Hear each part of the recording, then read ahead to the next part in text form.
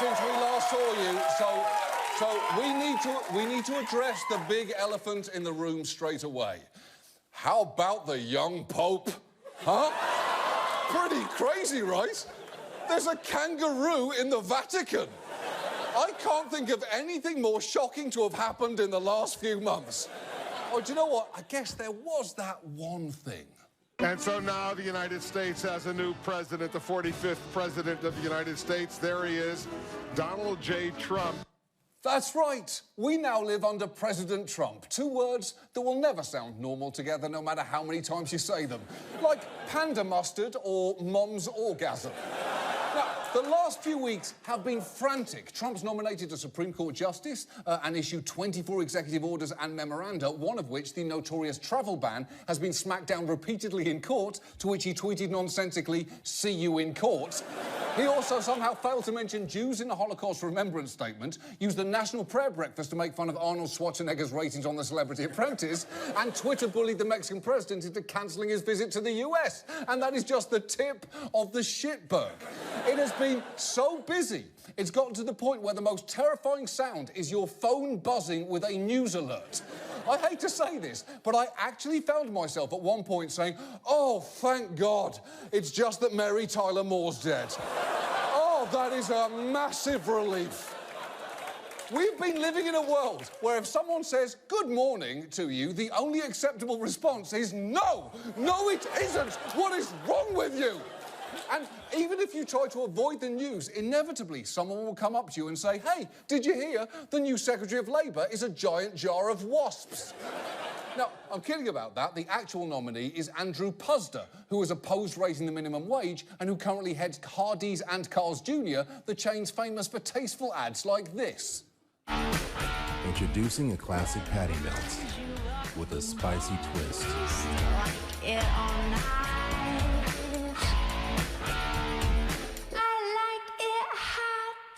That is truly the perfect ad to prepare you for the actual interior of a Carl's Jr. restaurant, which is undeniably so hot. But before you can be horrified by Puzder, you remember Trump's Attorney General is Jeff Sessions, recently named Man of the Year by Wrong Side of History magazine. In fact, all Trump's nominees seem to have been chosen sarcastically. The Secretary of Education hates our public education system. The nominee to head the EPA hates the EPA. And the future Secretary of Energy is this guy.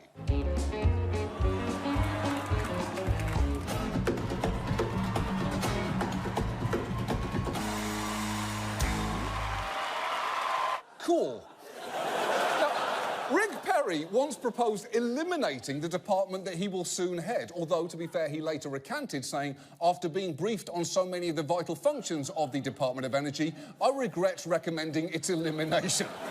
I can only imagine he thought it protected our reserves of Monster energy drinks. Come on, y'all, you can't have monsters getting energy. Why are we even giving them drinks? This department needs to be shut down. Cha-cha-cha.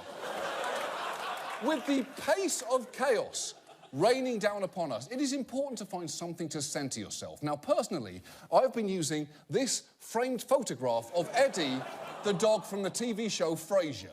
I look at this whenever I want to feel better, and I'll tell you why. Because Eddie is the perfect example of something that has absolutely no idea what's going on in the world right now. He's a dog, he's fictional, and he's almost certainly dead. And at various times these past few weeks, I have been genuinely jealous of all three of those things. At first, you both seem pretty cordial to each other. Fast forward a few weeks, he's calling you the head clown. Yes. You're chanting "Dump Trump" at rallies. Clearly, you're not working together anymore. So what do you mean by "Dump Trump"? Well, we have to stop him when... Look, here's what I believe. You should always be guided by your values. That's my internal gyroscope. The higher up you go in politics and in anything else in life, the more fierce the winds blow. So if you have your own beliefs, your own values, and stick with them, you'll stay on course. So when Trump calling me names doesn't affect me, Trump trying to flatter me, which he did, doesn't affect me. If he sticks with the right values, I won't oppose things just because the name Trump is on it. But when he's against our values and American values, I'll fight him tooth and nail. And that's my guide, not what Trump says or doesn't say. Right. Senator, let's get to this other personality issue with him, because Senator Al Franken last week said, and I quote him, "A few Republican senators think President Trump may have mental health issues." Now, I hate to brag, but I said that months ago. And I got a lot of flack from Bill O'Reilly saying I was being disrespectful, but now everybody's wondering about it. Do you share his concerns? Let me put it like this. When you talk to Republicans quietly, you know, in the cloakroom, in the gym, they are having real problems with him. Now, very few, John McCain to his credit, but very few have had the courage to oppose him, even though they know he's doing a lot of things that are against what America is all about. What are they afraid of? Well, they're party loyalists. He's given them a Supreme Court nominee that they want. But my prediction is he keeps up on this path, which is likely. I don't think he'll change. Within 3-4 months, you're going to see a whole lot of Republicans breaking with him. I hope so. And that's the salvage of America. I hope so. That is the hope of America.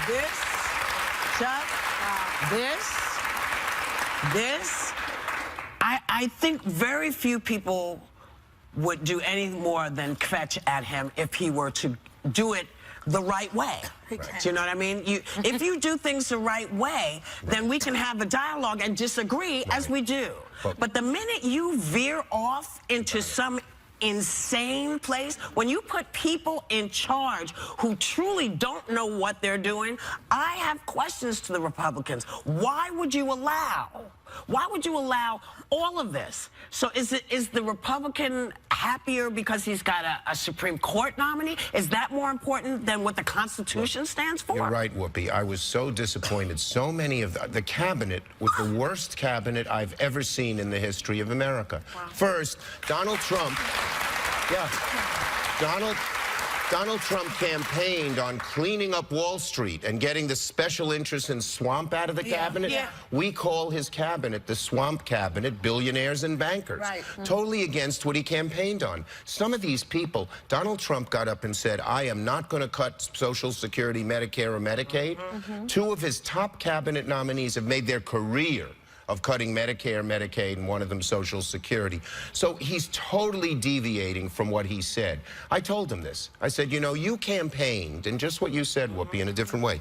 You campaigned as a populist against both the Democratic and Republican establishments. And if you continue to do that, you'll have some successes.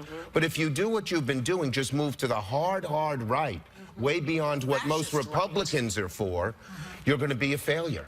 And that's what's going to happen. But he's listening to Bannon. That's the problem. I think that he thinks he did it his way and he won, and he's not going to change very soon. But I do think and hope and pray that a lot of the Republicans, they're mainstream people, I don't agree with them on the issues, but they're good people, that they will feel they have no choice but to break with them. I agree with you. What John McCain said is so real. That, you know, the press has always been a counter to people in power. What Donald Trump, none of us, every one of us gets criticized with the press, by the press. We don't like it, but it probably keeps us better. And when he totally just demeans them and when he's wrong and then calls them fake news, that's trouble for the democracy. Senator, there have been many people are concerned about recent allegations. I've been waiting to say You've been waiting to say that. Many people are concerned about these recent allegations that the White House potentially has ties to Russia. And there have been reports that there may have been communication between the Trump campaign and Russian officials all throughout the election. What is going to happen here? Can you reassure people? Will they get to the bottom line of this? And what do you expect? How's this going to play out? Well, first, one thing we know for sure. Every intelligence agency who's looked at this, all the law enforcement, that Russia tried to influence the election. That alone is a terrible thing. We have not had that.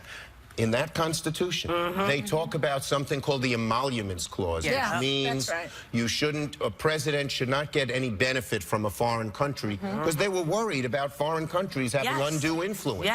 So that means he should publish his tax returns. That means he should divest of all his holdings so he doesn't benefit. But was there... So Russia tried to influence. Was there, did Trump participate in that and help?